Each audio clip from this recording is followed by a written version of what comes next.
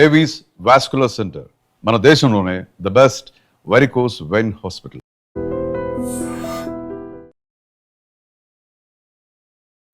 మిత్రులు అడుగుతున్నారు, కిడ్నీ స్టోన్స్కు రావడానికి ఫుడ్లో ఏ కారణాలు ఉంటే వస్తుంది. ముఖ్యంగా మనం తినే తిండిలో సాల్ట్ ఎక్కువ ఉన్నప్పుడు అది స్టోన్ ఫామ్ అవుతుంది. మనం తినే తిండిలో సాల్ట్ ఎక్స్ట్రా వేసుకోవాల్సిన అవసరమే లేదు. కూరగాయలలో, పళ్ళల్లో కొంత సాల్ట్ ఉంటుంది. సోడియం అంటే సోడియం క్లోరైడ్ ఇప్పుడు మనం తినే తిండిలోనే ఉంటుంది. అయితే మనకు రుచి కోసమని ఎక్స్ట్రాగా సాల్ట్ వేయడం అలవాటైపోయింది. ప్రపంచంలో ఏ జంతువు కూడా సాల్ట్ కలుపుకొని ఫుడ్ తినదు. ఒక హ్యూమన్ బీయింగ్స్ మాత్రమే ఎక్స్ట్రా సాల్ట్ తీసుకుంటారు. మనం తినే తిండిలో సుమారు 5 grams కన్నా సాల్ట్ ఎక్కువైపోతే అది స్టోన్ ఫామ్ అవుతుంది. స్టోన్స్ రకరకాలు ఉంటాయి. ఎక్కువ వరకు ఇది ఆక్సలైట్ స్టోన్ అంటాం. తర్వాత ఇది స్ట్రూవైట్ స్టోను, ఇది యూరిక్ యాసిడ్ స్టోను, ఇది సిస్టీన్ స్టోన్. ఎక్కువ వరకు స్టోన్స్ అన్నీ కూడా ఎక్స్రేలో కనబడతాయి. ఈ యూరిక్ యాసిడ్ స్టోన్ కానీ, సిస్టీన్ స్టోన్ కానీ ఇవి మాత్రం మనకు ఎక్స్రేలో కనపడవు. కనుక ప్రతి వ్యక్తి కూడా స్టోన్స్ కనుక మనం సస్పెక్ట్ చేస్తే ఒక ఎక్స్రే, ఒక స్కానింగ్ రెండు కూడా తీసుకోవాల్సిన అవసరం ఉంటుంది. చాలామంది అనుకుంటారు, ఒకసారి స్కాన్ చేశాం కదా మళ్ళీ ఎక్స్రే ఎందుకు అని.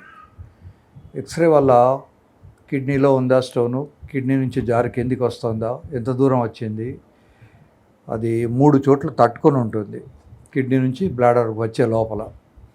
సో ఆ ఇన్ఫర్మేషన్ అంతా కూడా మనకు ఎక్స్రేలో, స్కాన్లో కలిసి కంబైన్డ్ ఇన్ఫర్మేషన్ చూసినప్పుడు బెటర్ అండర్స్టాండింగ్ ఉంటుంది. స్టోను యూవి జంక్షన్ అంటే యూరెటరు, బ్లాడరు రెండు కలిసి జంక్షన్లో కనుక స్టోన్ ఉంటే భగవంతుడిచ్చిన న్యాచురల్ హోల్ నుంచే చిన్నపాటి మెషిన్ లోపలికి వెళ్ళి దాన్ని బ్రేక్ చేసి వస్తుంది. స్టోన్ సైజు 5 mm ఉన్నప్పుడు 90% పడిపోతాయి. ఒకవేళ 1 millimeter పెరిగినా 90% పడవు. 6 mm అయితే 90% పడవు.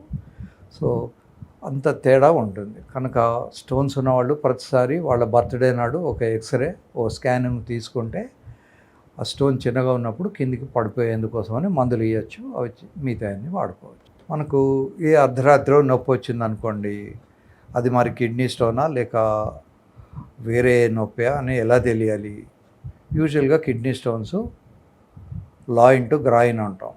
లాయిన్ అంటే ఇక్కడ వెనకాల వైపు, ఈ వెనకాల నుంచి మనకు రిప్స్ ఉంటాయి కదా, బోన్స్, దానికి వెనకాల నుంచి ముందర వైపు ఇట్లా క్రాస్గా నొప్పి వచ్చేది రీనల్ కాలిక్. అయితే అందరికీ అలానే రావాల్సిన పని లేదు, బట్ మెజారిటీ ఆఫ్ ది పీపుల్కు ఈ లాయిన్ టు గ్రాయిన్ పెయిన్ ఉన్నప్పుడు కిడ్నీ స్టోన్ అనుకునే అవకాశం.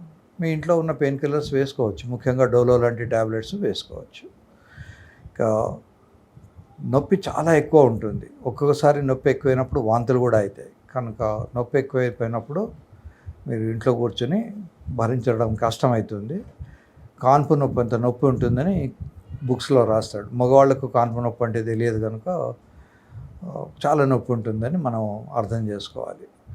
సో మీరు దగ్గరలో ఉన్న డాక్టర్ దగ్గరికి వెళ్తే వారు చూసి మీకు పెయిన్ కిల్లర్స్ ఇస్తారు. నెక్స్ట్ డే మీరు మార్నింగ్ స్కానింగో, ఎక్స్రేనో తీసుకున్నప్పుడు మనకు తెలుస్తుంది. ప్రతి కిడ్నీ స్టోన్కు కూడా మూత్రంలో మంట ఉండాల్సిన అవసరం లేదు. ఒక్కొక్కసారి అసోసియేటెడ్గా మూత్రంలో మంట, మూత్రం తరచుగా రావడం కూడా ఉండొచ్చు. మూత్రం ఆపుకోవడం వల్ల ఏమైనా ఇబ్బందులు ఉంటున్నాయా అని అడుగుతున్నారు. ముఖ్యంగా ఆడపిల్లలు వాళ్ళు స్కూల్కి వెళ్ళినప్పుడు అది శుభ్రంగా లేదని బాత్రూమ్కి వెళ్ళడం కూడా మానేస్తారు. మళ్ళీ ఇంటికి వచ్చేదాకా ఆపుకుంటారు. అది మంచిది కాదు. దానివల్ల బ్లాడర్లో ఉన్న ప్రెషరు యూరెటర్ ద్వారా కిడ్నీ కూడా పోయే అవకాశం ఉంటుంది. కనుక చాలాసేపు ఆపుకోవడం మంచిది కాదు. యూజువల్గా మగపిల్లలకు ఈ ఇబ్బంది ఉండదు, ఎందుకంటే వాళ్ళకు నిల్చొని పోస్తారు. కనుక ఒకవేళ అది డర్టీగా ఉన్నా కూడా వాళ్ళకి పెద్దగా కాలు పెట్టగలిగితే సరిపోతుంది అనుకుంటారు. నిజానికి డర్టీ ప్లేస్లో మూత్రం పాస్ చేస్తే మనకి ఇన్ఫెక్షన్ వస్తుందా అని చాలామందికి ఒక డౌట్ ఉంటుంది. డర్టీ ప్లేస్లో మూత్రం పాస్ చేయడం వల్ల మనకి ఇన్ఫెక్షన్ రాదు. అయితే మనం కూర్చునే పద్ధతిని బట్టి కానీ, నిల్చునే పద్ధతిని బట్టి కానీ ఉంటుంది.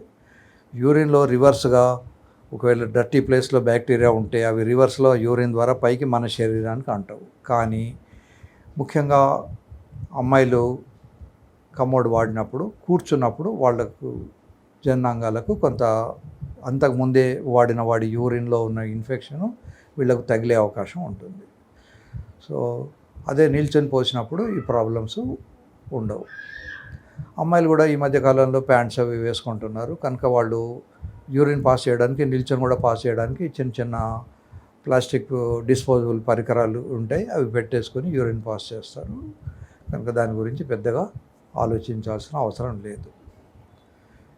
కాకపోతే యూరిన్ కనుక పాస్ చేయక కొన్ని గంటలు రోజు ఉంటే కిడ్నీలు చెడిపోయి తర్వాత బీపీ రావడము, తల తిరగడము, ఇట్లాంటి కొన్ని కండిషన్స్ డెవలప్ అవుతాయి. కనుక మొహమాట పడద్దు. స్కూల్లో ఉన్నప్పుడైనా కూడా ఒక వర్క్ టీచింగ్ అవర్కు ఇంకో టీచింగ్ అవర్కు మధ్యలో కొన్ని నిమిషాలు గ్యాప్ ఇవ్వాలి. ఎగ్జాక్ట్గా ఒక టీచర్ వెళ్ళిపోగానే ఇంకో టీచర్ రాకూడదు. That's how school administration should take care of it. Indian toilets బెటరా, వెస్ట్రన్ టాయిలెట్స్ బెటరా? ఇండియన్ టాయిలెట్సే బెటరు. ఇండియన్ టాయిలెట్స్లో స్క్వాటింగ్ ఉంటుంది. స్క్వాటింగ్ వల్ల బ్లాడర్ మీద ప్రెషర్ పడి యూరిన్ మొత్తం కూడా బయటకు వచ్చే అవకాశం ఉంటుంది. ఈవెన్ పార్టీకి వెళ్ళినప్పుడు కూడా ఇండియన్ టాయిలెట్స్ ఆర్ బెటరు. అయితే చాలామందికి మోకాళ్ళ నొప్పులు ఉండడం వల్ల ఇండియన్ టాయిలెట్ వాడే అవకాశాలు తక్కువ ఉంటాయి. అందుకని వాళ్ళకు ఒక చిన్న స్టూల్ ఒకటి డిజైన్ చేశారు మార్కెట్లో. మీరు వెస్ట్రన్ టాయిలెట్ వాడినప్పుడు ఆ వెస్ట్రన్ టాయిలెట్ ముందు ఒక చిన్న ప్లాస్టిక్ స్టూల్ వేసుకొని కూర్చున్నప్పుడు స్క్వాటింగ్ పొజిషన్ వస్తుంది. దానివల్ల మీకు total emptying of the bladder కానీ total emptying of the rectum కానీ జరిగే అవకాశాలు ఉంటాయి.